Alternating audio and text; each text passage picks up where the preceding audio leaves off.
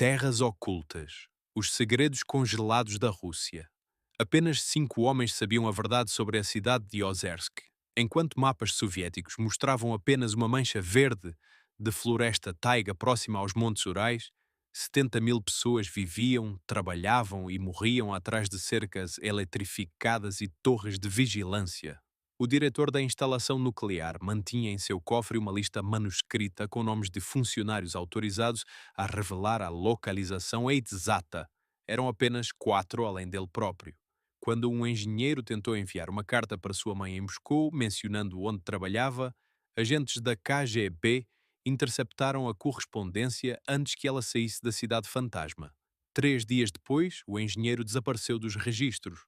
Sua família foi informada de que ele havia morrido em um acidente industrial, mas nunca houve funeral, nunca houve corpo. Você consegue imaginar uma realidade onde cidades inteiras com a população de uma capital europeia simplesmente não existem oficialmente? Onde crianças nascem, crescem e morrem sem jamais aparecerem em um mapa civil? Mas aqui está o paradoxo que vai quebrar sua compreensão de geografia moderna. Em pleno século XXI, com satélites mapeando cada centímetro do planeta, ainda existem 38 dessas cidades fechadas espalhadas pela Rússia. E os segredos que elas guardam vão muito além do que você pode imaginar. Se você quer descobrir o que realmente se esconde nas profundezas congeladas do maior país do mundo, inscreva-se neste canal agora, porque o que você está prestes a conhecer vai mudar completamente sua percepção sobre mapas, fronteiras e o que governos podem ocultar de seus próprios cidadãos. 3 segundos. É o tempo que você tem para respirar quando a temperatura externa marca 67 graus Celsius negativos antes que seus pulmões comecem a congelar por dentro. Os moradores de Oymyakon, no extremo nordeste da Sibéria, conhecem esse limite com a precisão de quem dança na borda entre vida e morte todos os dias de inverno. Eles chamam esse fenómeno de o sussurro das estrelas, o som cristalino que sua própria respiração faz quando a umidade vaporiza instantaneamente no ar gélido e se transforma em agulhas microscópicas de gelo que tilintam ao cair no chão. Imagine acordar em uma manhã onde o simples ato de respirar fundo pode perfurar seus alvéolos pulmonares. Agora pense que existem milhares de pessoas que vivem nesse inferno congelado não por dias ou semanas, mas por gerações inteiras.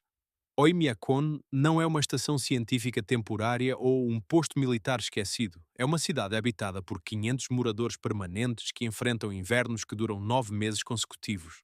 Durante o auge do frio polar, entre dezembro e fevereiro, o sol não nasce por mais de 21 horas diárias. A chamada noite polar transforma a existência em uma vigília eterna sob estrelas tão brilhantes que projetam sombras nítidas na neve. As crianças vão para a escola apenas quando a temperatura está amena, acima de 50 graus negativos. Você leu corretamente. 50 graus abaixo de zero é considerado clima escolar aceitável. Quando o termômetro despenca além desse limite, mesmo as autoridades siberianas admitem que é tarde demais para arriscar. Mas por que alguém escolheria viver em um lugar assim? A resposta está enterrada nas camadas de gelo sob seus pés. 65% do território russo, uma área maior que toda a América do Sul, repousa sobre permafrost, solo permanentemente congelado que em algumas regiões atinge profundidades de 1.500 metros. Para ter uma noção visual, se você começasse a cavar em Yakutsk, a capital da República de Sakha, teria que perfurar uma distância equivalente a 5 torres Eiffel empilhadas antes de encontrar terra não congelada. Esse solo congelado funciona como uma cápsula do tempo geológica gigantesca, preservando não apenas história humana, mas segredos biológicos de eras pré-históricas. Em 2016, algo extraordinário e aterrorizante aconteceu na península de Yamal. Um menino nômade de 12 anos morreu de antraz, uma doença que não era registrada na Sibéria há 75 anos. Investigadores rastrearam a origem até uma carcaça de rena congelada que havia morrido da mesma doença em 1941. O degelo do permafrost, acelerado pelas mudanças climáticas, havia liberado esporos dormentes por 3/4 de século. 20 pessoas foram hospitalizadas. Mais de 2.300 renas morreram em questão de semanas. Agora considere isto: cientistas russos já identificaram fragmentos de vírus gigantes com mais de 30.000 anos preservados no gelo siberiano. Bactérias com 3,5 milhões de anos foram reanimadas em laboratório, após serem extraídas do permafrost. Uma delas, chamada Bacillus F., foi tão intrigante que um microbiologista chamado Anatoly Brushkov decidiu injetá-la em seu próprio corpo, alegando que ela poderia conter propriedades de longevidade extrema. Pense na ironia brutal dessa situação. O mesmo gelo que protegeu a Rússia de invasões ao longo da história derrotou Napoleão em 1812, destroçou as divisões nazistas em 1941, agora está se tornando sua maior ameaça biológica. O permafrost está derretendo a uma taxa de 10 a 15 centímetros por ano em algumas regiões. Cada centímetro liberado pode conter micro-organismos para os quais a medicina moderna não tem defesa, porque nosso sistema imunológico nunca os encontrou. É como abrir um cofre forte epidemiológico sem saber se contém joias ou dinamite. Mas existe algo ainda mais perturbador esperando sob o gelo. Em 2014, pastores de renas nômades na península de Yamal se depararam com algo que parecia saído de um filme de ficção científica, uma cratera perfeita de 30 metros de diâmetro que havia surgido da noite para o dia. Não havia marcas de impacto meteórico, nenhuma evidência de explosivos. Simplesmente a Terra havia sido arrancada de dentro para fora, deixando uma ferida cilíndrica no solo ártico. Nos anos seguintes, mais crateras apareceram, 7 no total até 2017. Cientistas russos desenvolveram uma teoria alarmante. Bolsões de metano aprisionados sob o permafrost há milénios estavam sendo liberados pelo aumento de temperatura. Quando a pressão atingia um ponto crítico, o gás explodia com a força de uma pequena bomba, lançando toneladas de gelo e solo a dezenas de metros de altura. Você consegue compreender a escala do que isso significa? O permafrost siberiano contém aproximadamente 1.400 gigatoneladas de carbono, quase o dobro de todo o carbono atualmente presente na atmosfera terrestre. Se apenas uma fração desse material orgânico congelado começar a se degradar e liberar metano e dióxido de carbono, as consequências climáticas seriam catastróficas não apenas para a Rússia, mas para todo o planeta. E enquanto cientistas debatem modelos e projeções, os povos indígenas da Sibéria já estão testemunhando mudanças que suas lendas ancestrais nunca previram. Os Nenets, pastores nômades de renas que habitam a tundra há mais de 1000 anos, possuem uma palavra em seu idioma para descrever o solo que permanece sólido mesmo no verão mais quente: Martinga. Anciãos Nenets contam que seus avós nunca precisaram de outra palavra porque o permafrost era tão confiável quanto as estrelas no céu. Mas nas últimas 2 décadas, rotas de migração milenares tiveram que ser abandonadas porque o solo simplesmente deixou de existir, transformou-se em pântanos lamacentos onde renas afundam até a barriga. Árvores que cresceram por séculos agora tombam em ângulos bizarros, criando o que ecologistas chamam de floresta bêbada. Troncos inclinados em todas as direções como gigantes embriagados perdendo o equilíbrio. E então existe o buraco de Batagaica. Imagine uma cratera tão vasta que pode ser vista do espaço, 1 quilômetro de comprimento e 86 metros de profundidade, expandindo-se a uma taxa de 10 a 15 metros por ano. Os habitantes locais da região de Sakha a chamam de porta para o submundo, e quando você vê imagens aéreas, entende porquê. Parece literalmente como se a Terra tivesse aberto uma ferida supurante em sua própria carne. Mas para paleontólogos esse abismo é um tesouro inestimável. As paredes expostas revelam camadas estratigráficas de 200 mil anos de história climática. Carcaças de mamutes lanosos perfeitamente preservadas emergem do gelo como fantasmas do Pleistoceno. Madeira fossilizada de florestas que existiram quando o Homo sapiens ainda estava desenvolvendo linguagem aparece intacta o suficiente para identificar espécies de árvores. Mas aqui está o detalhe que vai fazer você reconsiderar tudo o que pensava saber sobre a exploração polar. Enquanto o mundo ocidental trata o Ártico como uma fronteira científica a ser estudada com cuidado, a Rússia o enxerga como um cofre econômico prestes a se abrir. E os métodos que eles estão usando para acessar essas riquezas congeladas são tão brutais quanto eficientes e perigosamente silenciosos. Existe uma cidade na Rússia onde a neve cai vermelha. Não é uma metáfora poética ou exagero literário, é química pura colidindo com meteorologia. Em Norilsk, Localizada 300 quilómetros além do Círculo Polar Ártico, as partículas de dióxido de níquel e dióxido de enxofre expelidas pelas chaminés das fundições se misturam aos flocos de neve durante tempestades de inverno, tingindo o solo de tons que variam entre ferrugem e sangue coagulado. Moradores locais desenvolveram um vocabulário cromático peculiar para descrever precipitações: neve preta, alta concentração de carbono; neve amarela, compostos de enxofre; e a temida neve vermelha sangue que indica picos de emissão de níquel.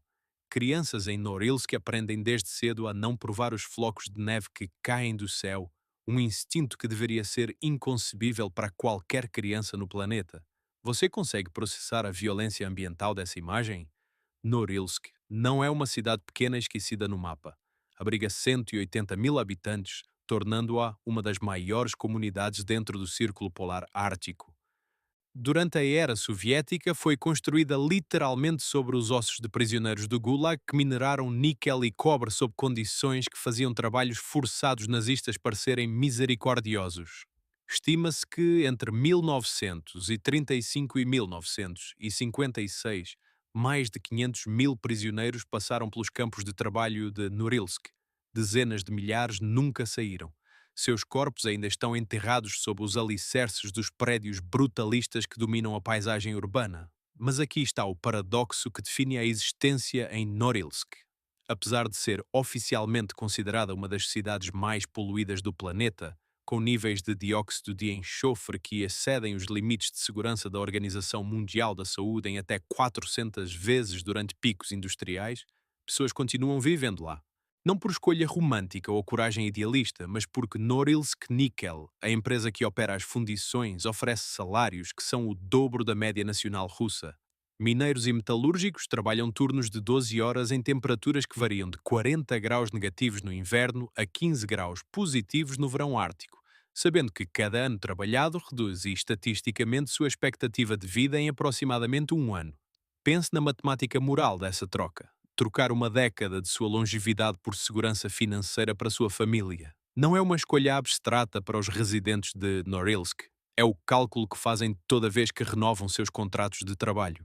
Estudos epidemiológicos russos mostram que a expectativa de vida em Norilsk é 10 anos menor que a média nacional. Doenças respiratórias crônicas afetam 43% da população adulta. Crianças nascidas em Norilsk têm taxas de asma infantil 2,5 vezes superiores à média russa. O céu acima da cidade é perpetuamente tingido de laranja industrial. A luz solar tem que atravessar uma camada atmosférica tão carregada de partículas metálicas que o pôr do sol parece sempre apocalíptico. E então existe o isolamento geográfico que transforma Norilsk em algo que só pode ser descrito como uma prisão voluntária de luxo relativo. A cidade está conectada ao resto da Rússia, apenas por via aérea, ou, durante poucos meses de verão, quando o rio Yenisei descongela por barcaças de carga. Não existem estradas. Imagine viver em uma metrópole de quase 200 mil pessoas onde você não pode simplesmente entrar no carro e dirigir para outra cidade. Se você quer sair de Norilsk, precisa voar, e um bilhete de avião para Moscou custa o equivalente ao salário mensal médio de um trabalhador russo fora da indústria de mineração. Essa combinação de isolamento físico e dependência económica cria uma dinâmica social única.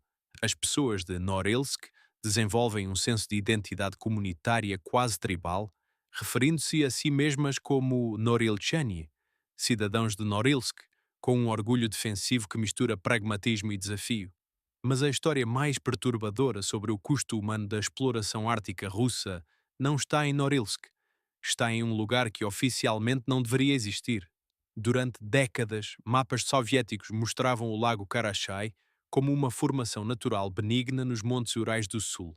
Na realidade, era o depósito de rejeitos radioativos mais letal do planeta. Entre 1951 e 1993, a instalação nuclear secreta de Mayak despejou 120 milhões de curies de resíduos radioativos diretamente no lago. Para contextualizar esse número através de uma comparação que vai gelar seu sangue, a explosão de Chernobyl liberou 50 milhões de curies.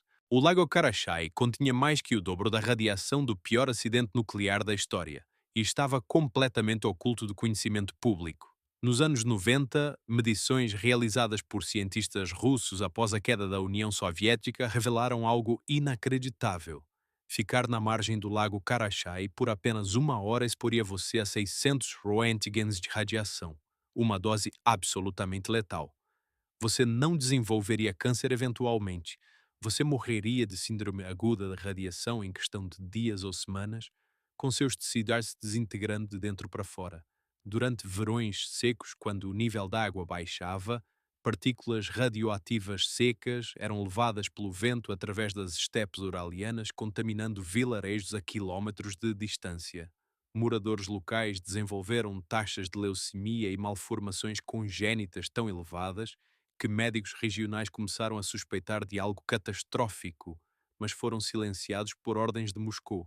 A solução que o governo russo implementou entre 1996 e 2015 seria cômica se não fosse terrivelmente trágica. Eles simplesmente preencheram o lago inteiro com blocos de concreto. Imagine tentar resolver um vazamento nuclear continental despejando concreto sobre ele até que o problema fique literalmente enterrado. Foram usados mais de 17 mil blocos de concreto, especialmente tratado para criar uma crosta artificial sobre as águas letais. Hoje, oficialmente, o Lago Karachay não existe mais. É uma planície de concreto marcada em mapas modernos como área de reabilitação ambiental. Mas os isótopos radioativos enterrados sob essa superfície têm meias-vidas que variam de 24 mil anos, plutônio 239, a milhões de anos. Civilizações inteiras vão nascer e desaparecer antes que aquela área seja segura novamente. E essa é apenas uma das instalações nucleares secretas que pontilharam o território soviético. Ozersk, a cidade fantasma mencionada no início desta jornada, foi construída ao redor do complexo de produção de Mayak, a primeira instalação de plutônio de grau militar da União Soviética. Entre 1948 e 1958, os reatores de Mayak despejaram milhões de litros de resíduos radioativos diretamente no sistema fluvial Tesha, contaminando mais de 24 vilarejos rio abaixo. Aproximadamente 124 mil pessoas foram expostas a doses de radiação que variavam de 50 a 500 Rem, níveis que causam danos genéticos permanentes transmissíveis através de gerações. Você está começando a entender o padrão? A geografia extrema da Rússia não apenas permitiu, mas incentivou uma lógica brutal de descartabilidade. Quando você tem 17 milhões de quilómetros quadrados para trabalhar, cercar algumas centenas de quilómetros quadrados com arame farpado e apagar do mapa parece pragmático. Quando sua população está espalhada por 11 fusos horários e vasta maioria concentrada na parte europeia, sacrificar comunidades siberianas remotas vira estatística aceitável. O geógrafo russo Dmitry Oreshkin descreveu essa mentalidade em uma entrevista de 2012 com uma frase devastadora: para entender a governança russa, você precisa internalizar que distância não é apenas espaço, é permissão moral para esconder o que não queremos enfrentar. Uma fita cassete com 87 minutos de gravação. Foi o que encontraram na mesa do geólogo Vladislav Komarov quando abriram seu escritório em Mirny, 3 dias após seu desaparecimento na borda da cratera de Udashnaya em 1998. A etiqueta manuscrita dizia apenas não para arquivo. Durante 24 anos, essa fita permaneceu trancada em um cofre do Instituto Geológico de Yakutsk, até que um técnico aposentado a digitalizou e enviou anonimamente para um fórum de mineração russo em 2022. O que se ouve nos primeiros 15 minutos é relativamente mundano. Komarov descrevendo formações kimberlíticas, profundidades de extração, concentrações de diamante. Mas aos 16 minutos e 43 segundos, sua voz muda completamente de tom. Ele começa a descrever algo que não deveria existir a 600 metros de profundidade sob o permafrost siberiano. Estruturas geométricas perfeitamente regulares, talhadas em rocha cristalina, dispostas em padrões que ele jura não serem naturais. Quem construiu isso aqui embaixo? Ele sussurra na gravação, e a pergunta é seguida por 23 segundos de silêncio absoluto. Depois, um som metálico que nenhum especialista conseguiu identificar. E então a fita corta abruptamente. Komarov nunca foi encontrado. A mina Udaknaya continua operando até hoje, extraindo milhões de quilates de diamantes por ano. Mas ninguém que trabalha lá fala sobre o nível 600. Existe uma regra não escrita entre os mineiros. Você desce até 570 metros, marca sua cota de produção e volta para a superfície sem fazer perguntas. Porque uma das minas de diamante mais produtivas da Rússia mantém todo um andar interditado sem explicação oficial. Você precisa entender algo fundamental sobre a mineração na Sibéria Oriental. Ela não começou para extrair riqueza mineral, começou para punir seres humanos. As primeiras expedições geológicas soviéticas na região de Yakutia, entre 1923 e 1935, não eram missões científicas voluntárias, eram batalhões de prisioneiros do Gulag, obrigados a mapear o subsolo em condições que tornavam a morte por congelamento ou fome estatisticamente mais provável que encontrar uma jazida valiosa. Estima-se que para cada quilograma de ouro extraído dos rios auríferos de Colima entre 1932 e 1954, um prisioneiro morreu. Pense nessa matemática obscena. A relação morte e ouro era praticamente 1 para 1 em algumas temporadas. Historiadores calculam que aproximadamente 350 mil pessoas pereceram nos campos de mineração de Colima, uma região que produziu mais de 1.000 toneladas de ouro para financiar a industrialização stalinista. Mas foi em 1955 que a descoberta mudou tudo. Geólogos soviéticos identificaram tubos kimberlíticos, chaminés vulcânicas extintas que transportaram diamantes do manto terrestre, na Iacútia Central. A primeira mina, batizada Mir, Paz, começou a operar em 1957 e rapidamente se transformou na maior escavação feita por humanos no planeta. Um buraco de 525 metros de profundidade e 1.200 metros de diâmetro. Para ter uma perspectiva visual, você poderia encaixar a Torre Eiffel inteira dentro dessa cratera e ainda sobraria espaço no topo. Helicópteros foram proibidos de voar sobre Mir, porque correntes de ar descendentes criadas pela geometria cônica sugavam aeronaves para dentro do abismo. Houve 2 acidentes fatais antes que a zona de exclusão aérea fosse estabelecida. Agora imagine a logística brutal de operar uma mina dessas no coração da Sibéria, onde temperaturas de inverno chegam a 55 graus Celsius negativos. Explosivos congelavam e se tornavam instáveis. Aço ficava quebradiço como vidro. Fluidos hidráulicos solidificavam dentro das máquinas. A solução soviética foi tão engenhosa quanto violenta. Eles desenvolveram jatos de calor movidos a querosene que derretiam o permafrost em camadas, transformando rocha congelada em lama que podia ser escavada. O processo liberava quantidades titânicas de metano aprisionado, gases que haviam estado selados no gelo por milhões de anos.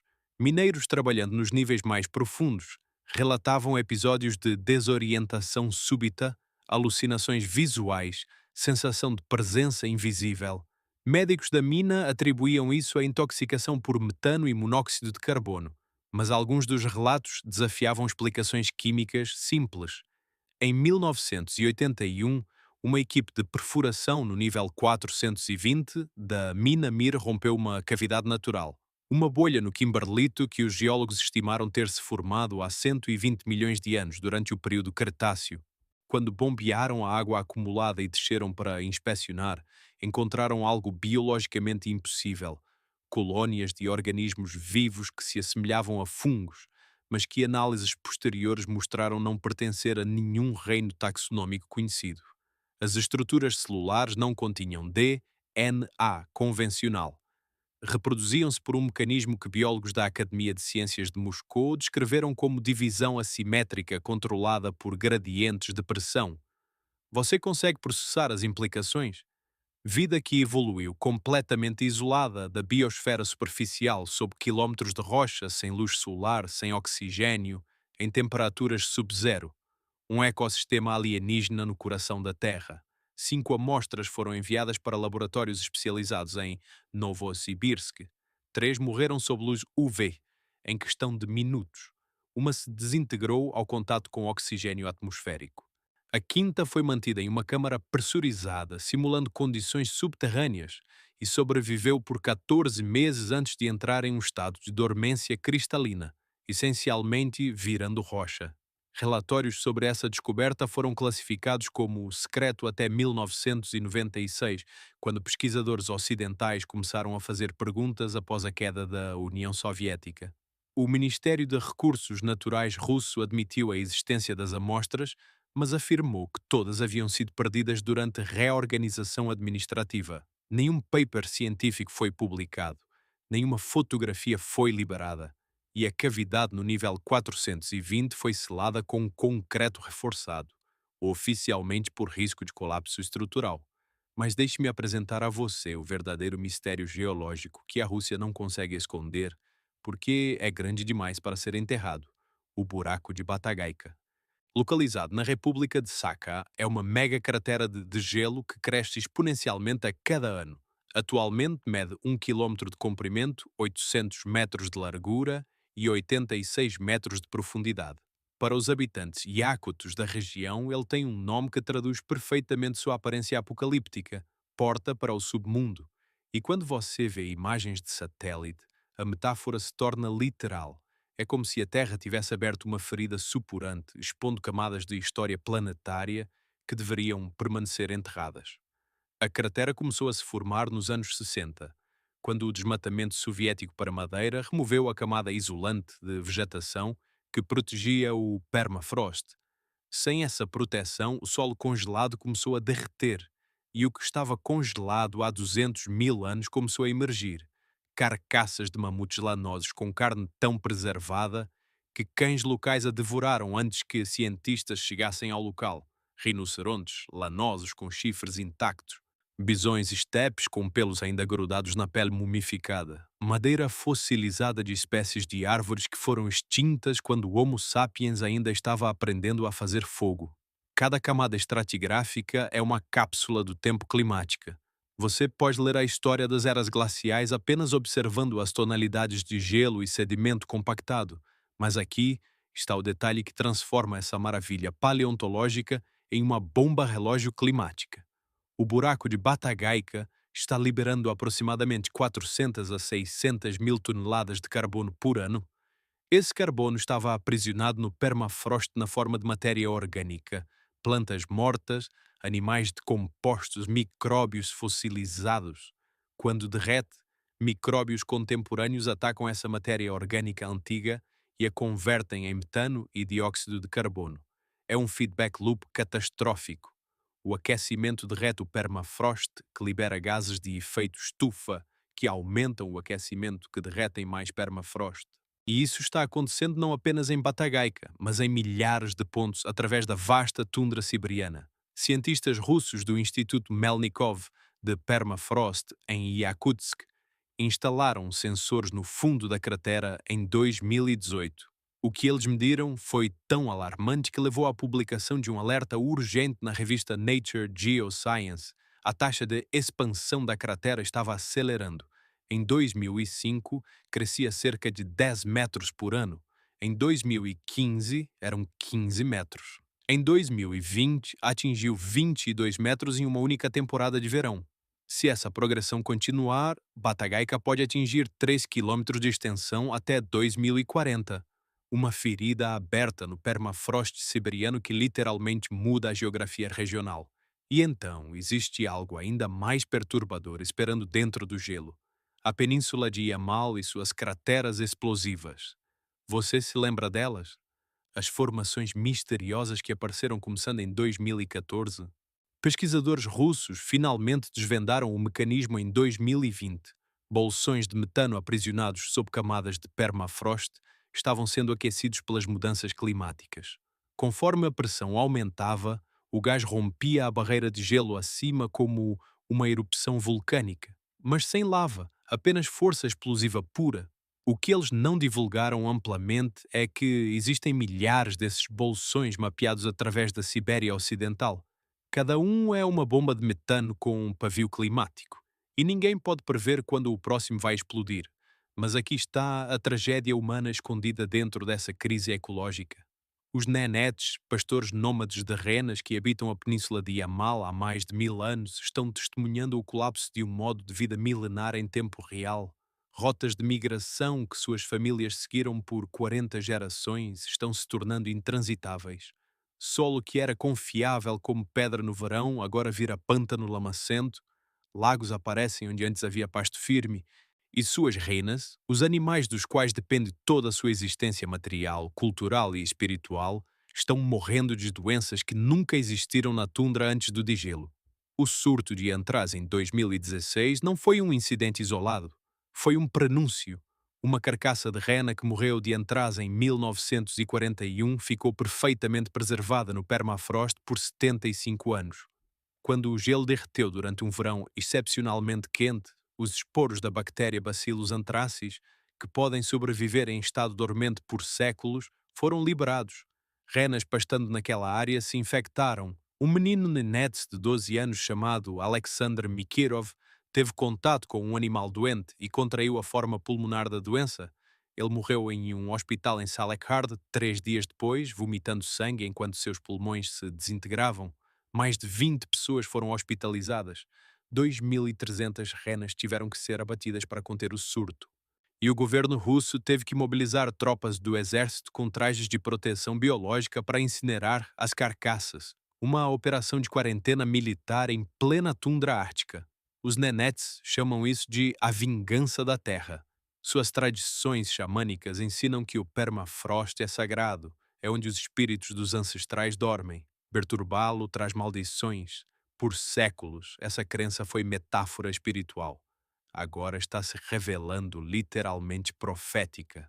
Cada metro cúbico de permafrost derretido pode liberar patógenos que a medicina moderna nunca encontrou, bactérias com 3 milhões de anos, vírus gigantes preservados desde a megafauna do Pleistoceno, parasitas de espécies extintas que não têm hospedeiros contemporâneos e podem saltar barreiras de espécie de formas imprevisíveis.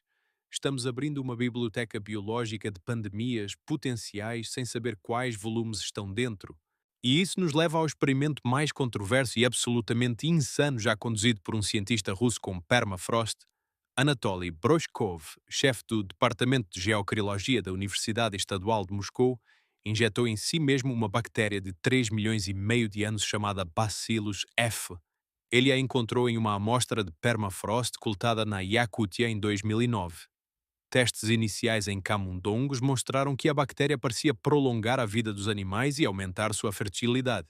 Então, Broshkov decidiu pular ensaios clínicos, ética médica e qualquer noção de sanidade científica e injetou a bactéria direto na própria corrente sanguínea.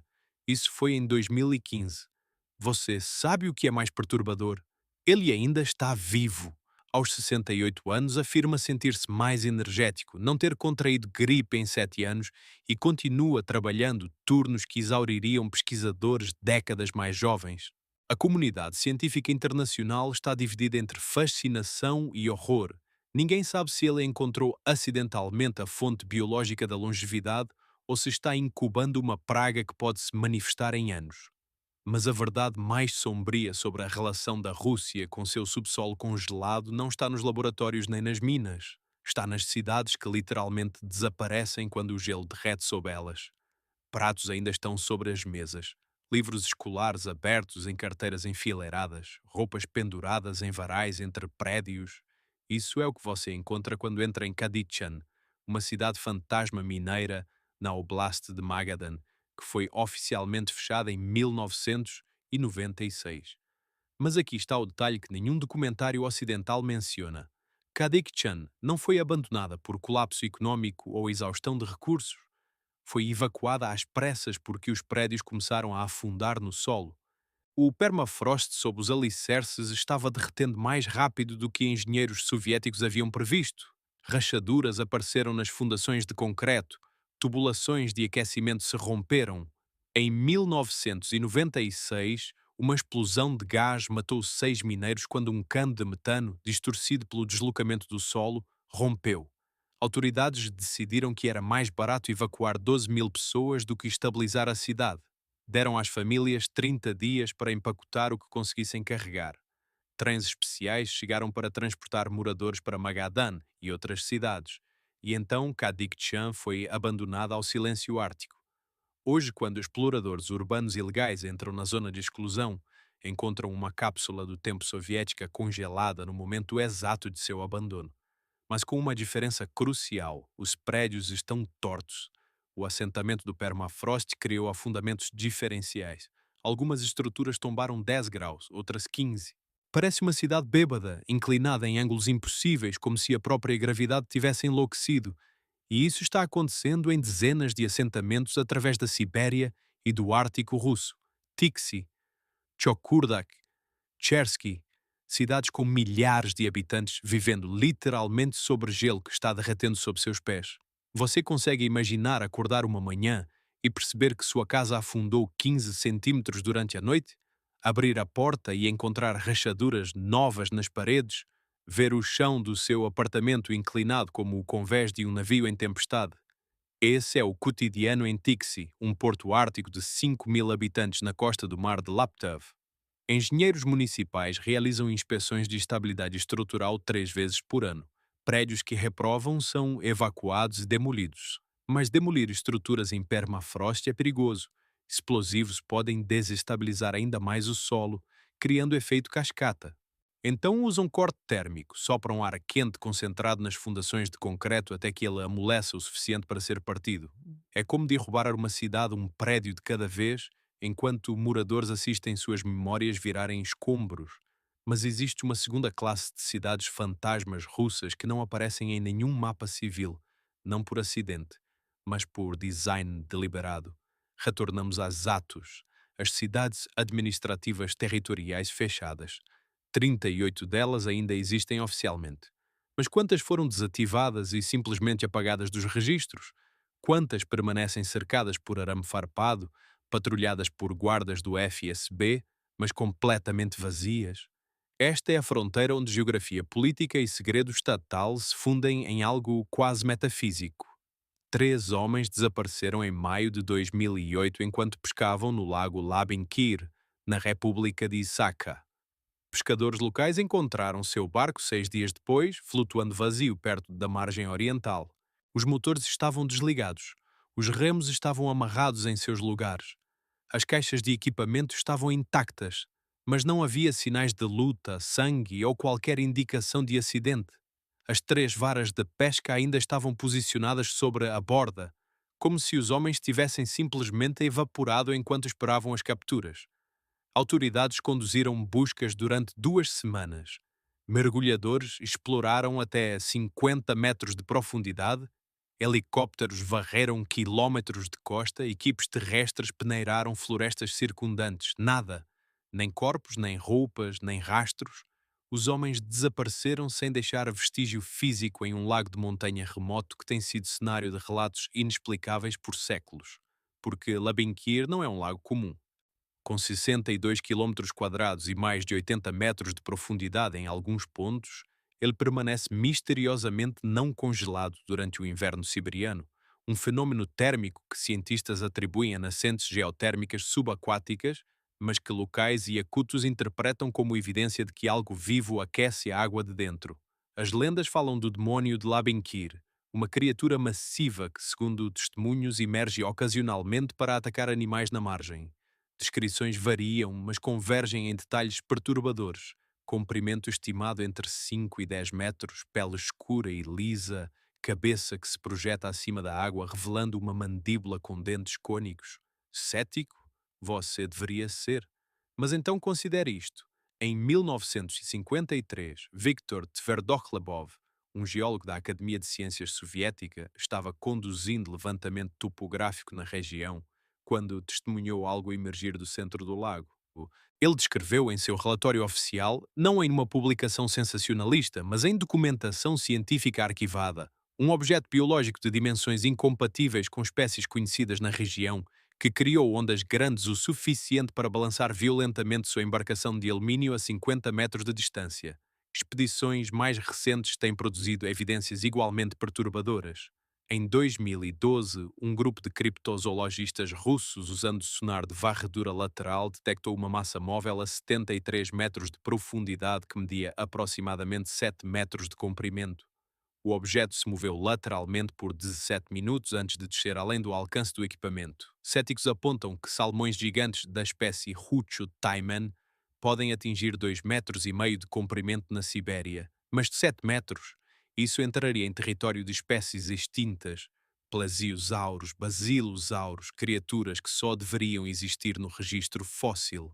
Então o que realmente habita Labinkir, um remanescente da megafauna pleistocênica que sobreviveu isolado em águas geotermicamente aquecidas? Uma espécie de peixe ou anfíbio gigante ainda não catalogada pela ciência? Ou simplesmente uma coleção de avistamentos distorcidos por expectativa psicológica e folclore local? O que me incomoda não é a falta de evidência conclusiva, é o padrão. Porque Labinkir não está sozinho. A 450 quilómetros ao norte fica o Lago Vorota, geologicamente e termicamente semelhante, onde moradores relatam avistamentos de criatura idêntica. Pescadores Eveni, que trabalham em ambos os lagos, descrevem comportamentos consistentes.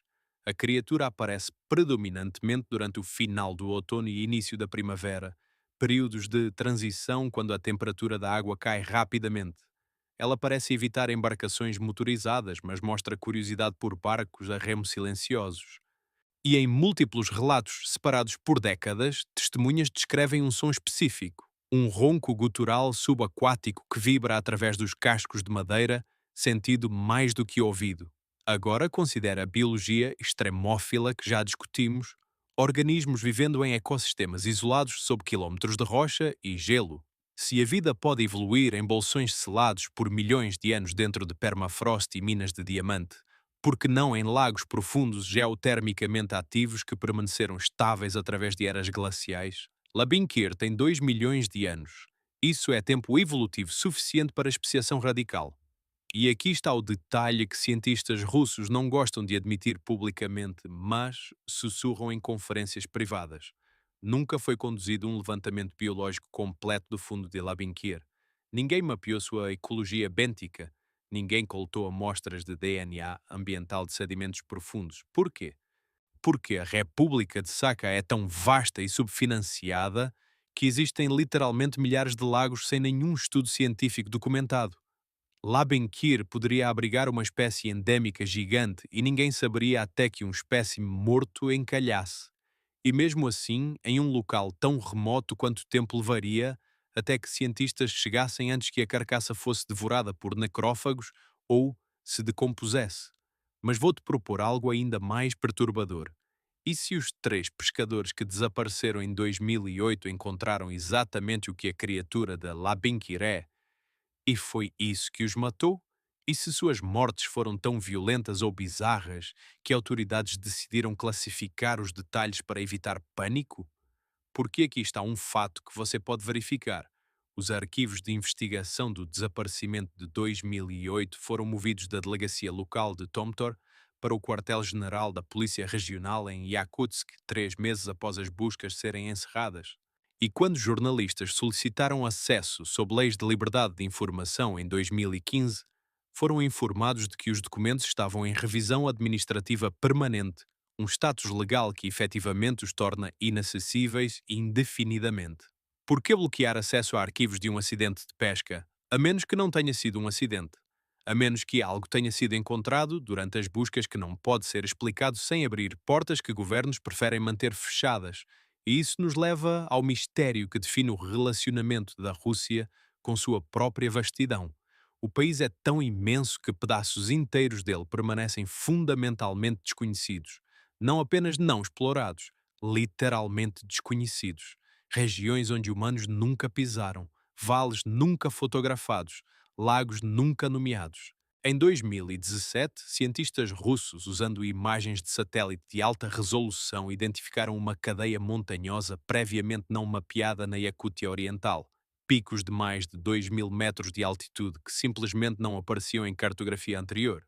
Eu vi coisas que nenhum geólogo deveria ter visto. Essas foram as palavras que Dmitry Spakovsky, técnico de perfuração aposentado do projeto Kola, sussurrou para um documentarista independente em 2018, 3 semanas antes de morrer de falência hepática em um hospital público de Murmansk. Ele tinha 74 anos e carregava um caderno de couro desgastado, um diário não autorizado que manteve durante os anos 80, enquanto trabalhava no buraco super profundo de Kola, o poço mais profundo já perfurado pela humanidade. 12.262 metros direto na crosta terrestre. Uma ferida aberta no planeta que revelou mistérios que a ciência soviética não estava preparada para processar. Spakovsky descreveu o momento em que a broca ultrapassou 11.000 metros de profundidade e começou a trazer núcleos de rocha que contrariavam todas as previsões geológicas. A temperatura não deveria ultrapassar 100 graus Celsius naquela profundidade. Modelos térmicos soviéticos garantiam isso, mas os sensores registraram 180 graus, então 200, depois 220. A rocha granito que esperavam encontrar se transformou em algo mais denso, mais escuro, atravessado por veias de minerais que nenhum laboratório conseguiu classificar adequadamente. E então vieram os fósseis. Você consegue entender a implicação disso?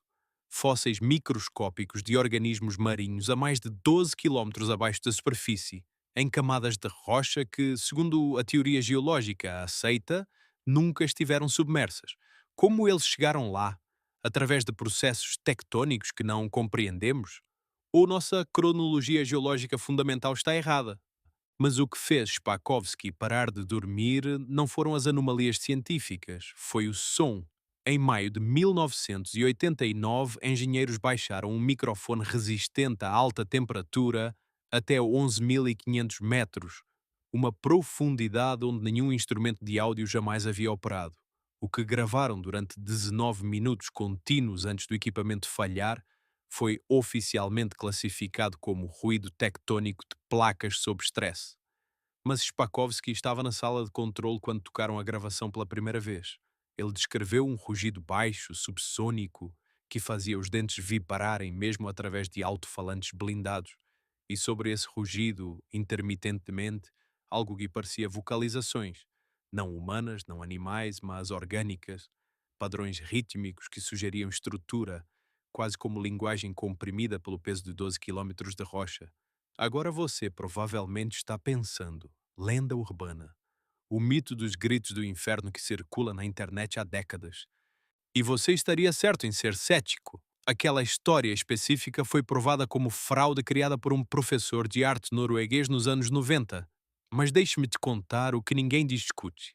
Por que o projeto Kola foi abruptamente encerrado em 1994, quando planejavam alcançar 15.000 metros? A explicação oficial foi falta de financiamento após o colapso soviético. Conveniente. Mas documentos orçamentários desclassificados em 2003 mostram que o projeto ainda tinha alocação de verbas aprovada até 1996. E registros de equipamentos indicam que nova tecnologia de perfuração de alta temperatura, exatamente o que era necessário para continuar, foi entregue à instalação em 1993. Então, por que pararam? Spakovsky acreditava que encontraram algo que assustou suficientemente os supervisores científicos a ponto de ordenarem o encerramento. Não necessariamente sobrenatural, mas talvez tão geologicamente instável ou termicamente imprevisível que continuar perfurando representava risco catastrófico. Ele mencionou uma reunião fechada em março de 1994, onde sismólogos apresentaram dados mostrando microtremores incomuns propagando-se do poço em padrões não consistentes com estresse tectónico natural, como se a perfuração estivesse perturbando estruturas subterrâneas que geravam ressonância sísmica ativa. A decisão de selar o poço foi tomada 48 horas depois daquela reunião. Hoje a instalação Kola é uma ruína industrial abandonada. A torre de perfuração enferrujada ainda se ergue sobre a tundra como um monumento à ambição científica soviética. O poço em si foi selado com tampas de metal soldadas e coberto com concreto, mas se você se aproximar à noite, moradores locais de Zapolyarny afirmam que ainda podem ouvir sons vindos da terra. Um zumbido profundo que não é vento, não é maquinário, não é nada que tenham palavras para descrever. Fenômeno acústico gerado por diferenciais de temperatura entre camadas de rocha, vibrações de equipamentos antigos ainda ressoando através de quilómetros de estrutura metálica enterrada, ou algo mais fundamental, a própria Terra reagindo a uma ferida que nunca deveria ter sido infligida. Você já considerou que talvez existam limites que não deveríamos ultrapassar? Profundidades que não são simplesmente tecnicamente desafiadoras, mas conceptualmente perigosas? A União Soviética tentou perfurar o manto da Terra assim como tentou construir reatores nucleares sem contenção adequada, criar cidades inteiras que não existiam em mapas e isolar populações inteiras por gerações em nome do segredo estatal. O buraco de Kola representa algo maior do que geologia experimental. Representa a filosofia soviética destilada. Se a natureza estabelece um limite, nós o quebraremos. Se a física diz que algo é impossível, provaremos o contrário. E se houver consequências, bem, essas podem ser classificadas e enterradas junto com tudo o mais. E isso nos traz a uma verdade incômoda que permeia cada camada desta narrativa russa. Os segredos mais profundos não são os que foram ativamente escondidos, são os que foram descobertos, parcialmente compreendidos e então deliberadamente abandonados porque as implicações eram demasiado perturbadoras para processar. Mayak revelou que governos sacrificarão seus próprios cidadãos por vantagem estratégica. Labinkir sugeriu que vastas regiões permanecem biologicamente não mapeadas e potencialmente abrigando espécies desconhecidas. E Kola provou que perfuramos a crosta terrestre sem compreender verdadeiramente o que estávamos perfurando. Agora multiplique essas revelações pela vastidão do território russo. 5 milhões de quilómetros quadrados de tundra congelada, onde instalações científicas e militares foram construídas, operadas e abandonadas ao longo de 70 anos. Quantos outros experimentos foram conduzidos?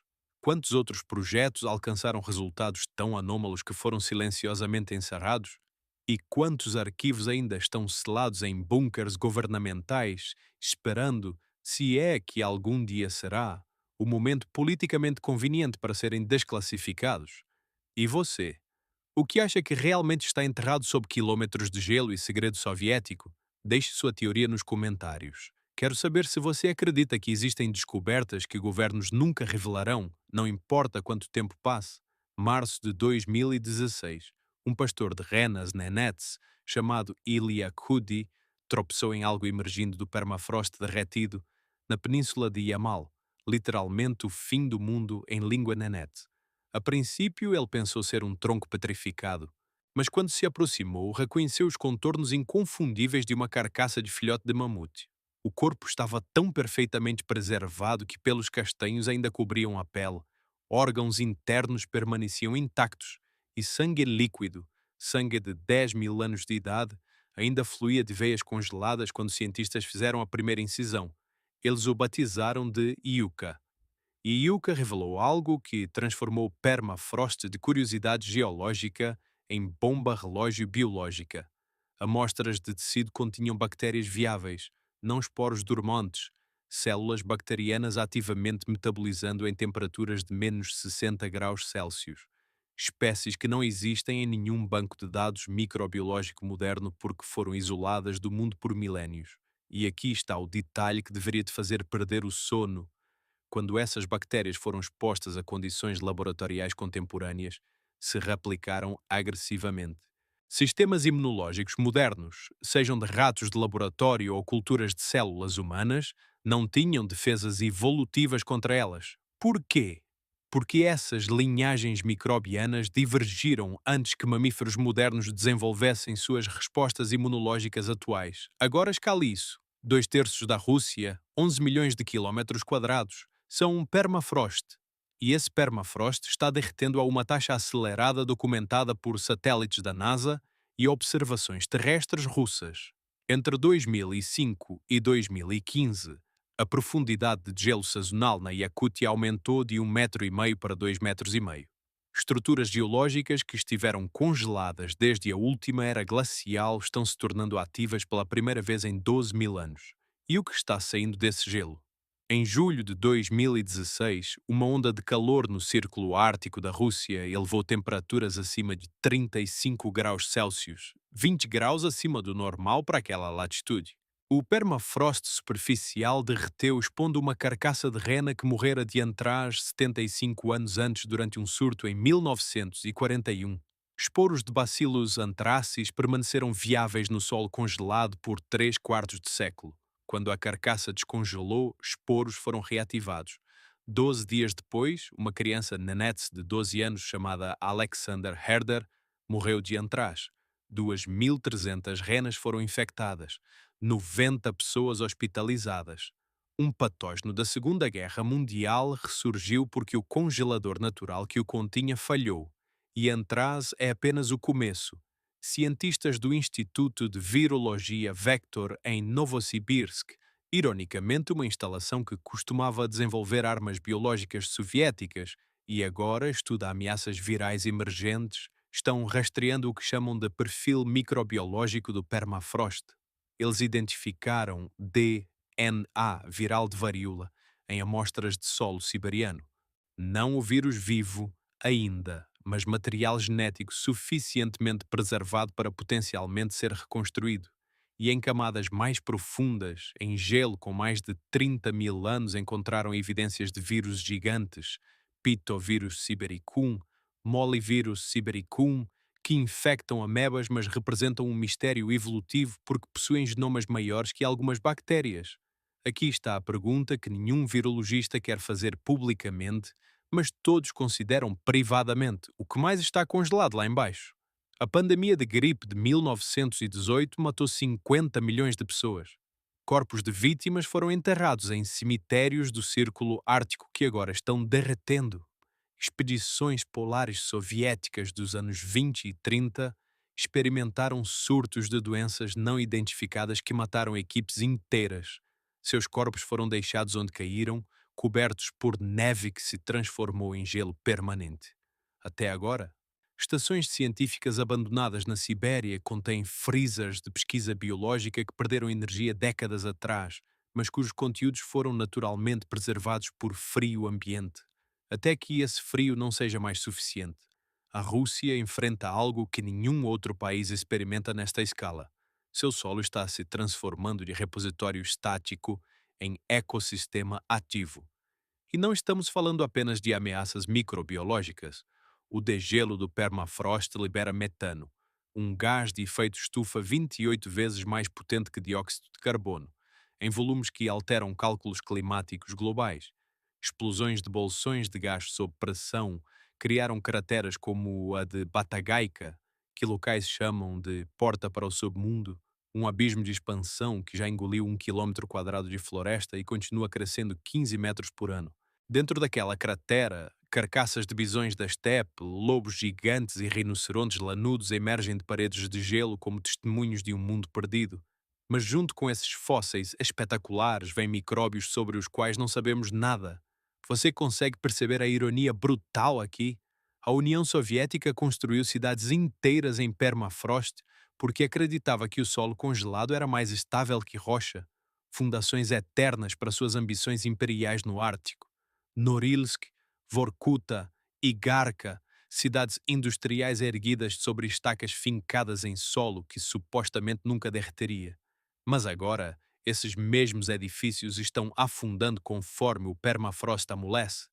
Em Yakutsk, prédios residenciais desenvolvem rachaduras estruturais porque fundações de concreto estão assentando de forma desigual.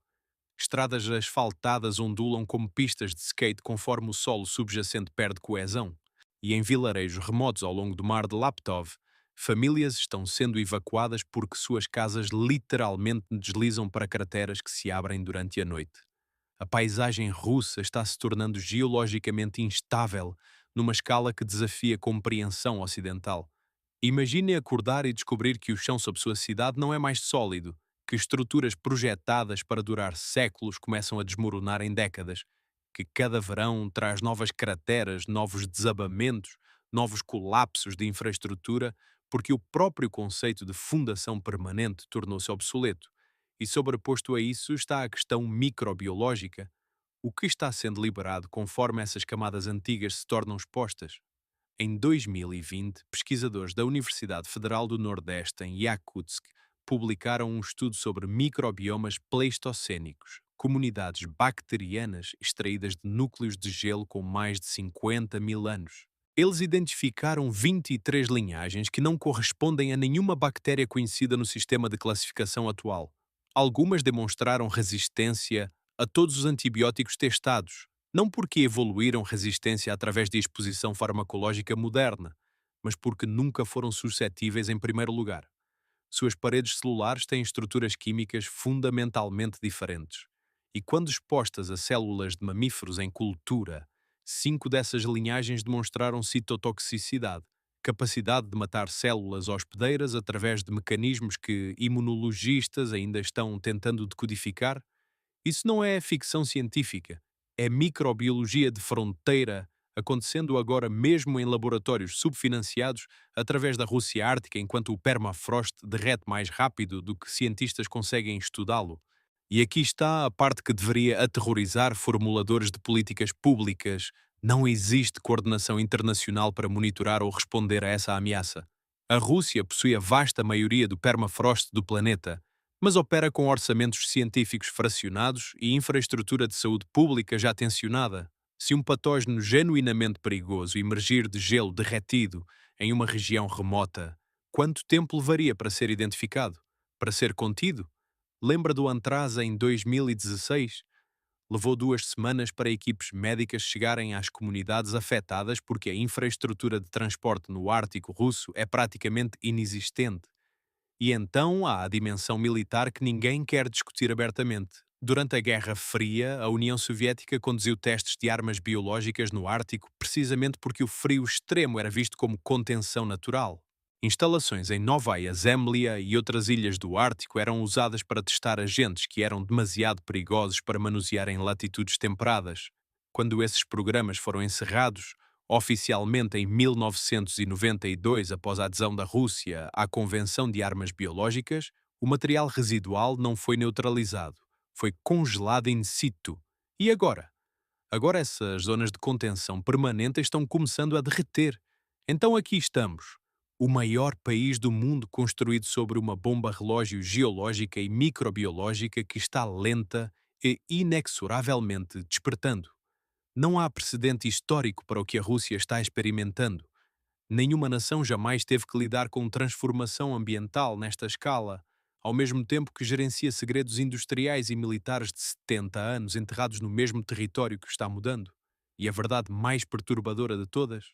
Nós simplesmente não sabemos o que vai sair daquele gelo nos próximos 10, 20, 50 anos. Estamos literalmente assistindo uma cápsula do tempo geológico a ser aberta em câmara lenta. E ninguém sabe o que está dentro até que já tenha saído. Então, o que nos resta quando todas as camadas de segredo são descascadas? O que permanece quando enfrentamos a realidade nua da maior nação do planeta? Permanece isto. A Rússia não é apenas um país, é um arquivo vivo das ambições mais extremas da humanidade e suas consequências mais brutais. É o lugar onde tentamos perfurar o planeta, onde envenenamos nosso próprio povo em nome da supremacia nuclear, onde construímos cidades que não podiam existir em mapas, onde travamos guerra contra a biologia básica isolando populações inteiras.